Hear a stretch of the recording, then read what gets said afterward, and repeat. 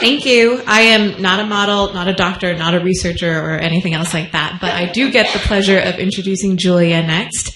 Julia's fun fact is that in the 5th grade, she was part of a pentathlon and won the javelin aspect of it. Come on in, Julia.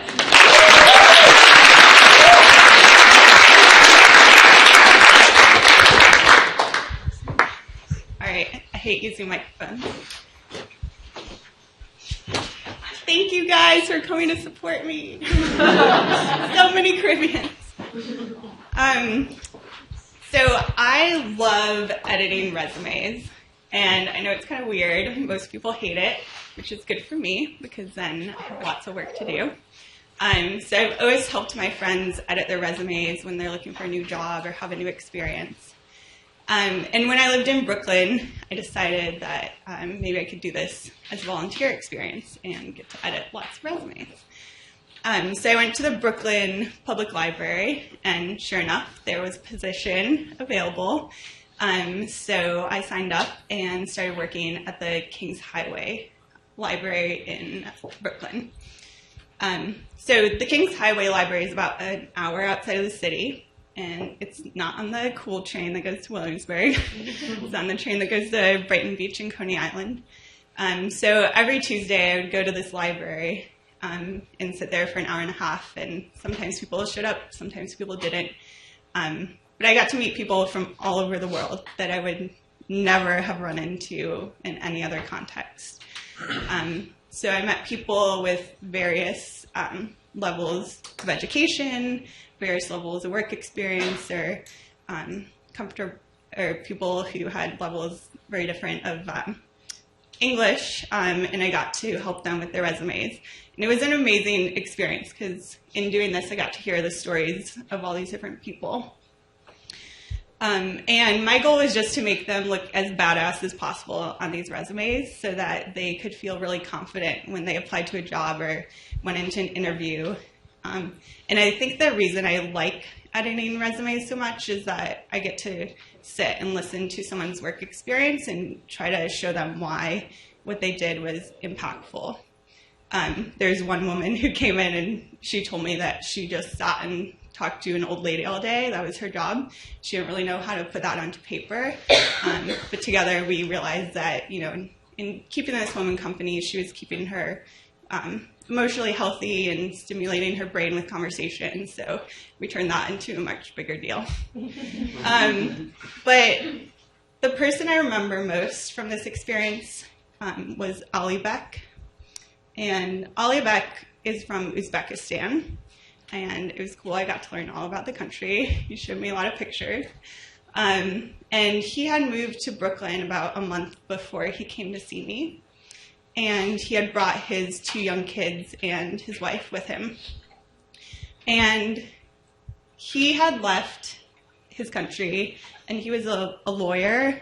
He ran a small business where he employed 11 people, made about $100,000 in revenue. And he was a big part of his community in helping volunteer to get medical supplies to people who needed them. So there was a few people I'd met like this where it wasn't really obvious why they had left their country to come to Brooklyn to live. It seemed like they gave up a lot. So I asked them why they came. And Ali Bek kind of just gave me this look, and he smiled and kind of laughed, and he was like, the American dream. Like should have been so obvious. So that night when I went back home on the subway, I kept thinking about this. And the thing that kind of really stuck with me was just like how unfair it was that I was just born with all of this opportunity that other people kind of like gave up their whole lives to have. So I just felt like it was really unfair that I had all this just basically because of luck. But I also started thinking about my mom's experience.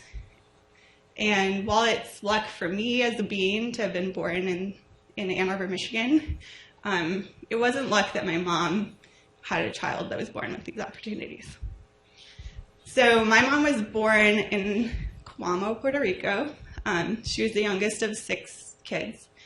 And her family was having a really hard time making ends meet. and by the time she was 2, they really couldn't even afford like food and just the basics that you need to survive.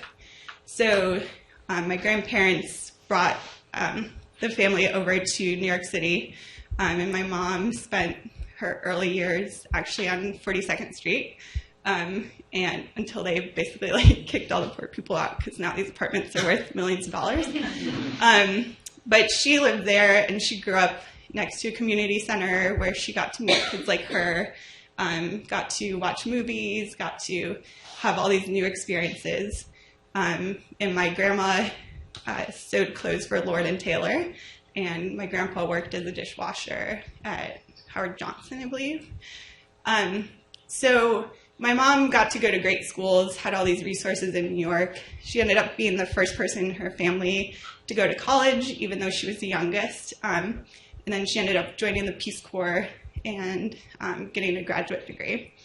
So I feel like it was really lucky for me to be born in Ann Arbor, where I got to play travel soccer and played violin and went to the best schools, even though my parents were definitely like lower middle class.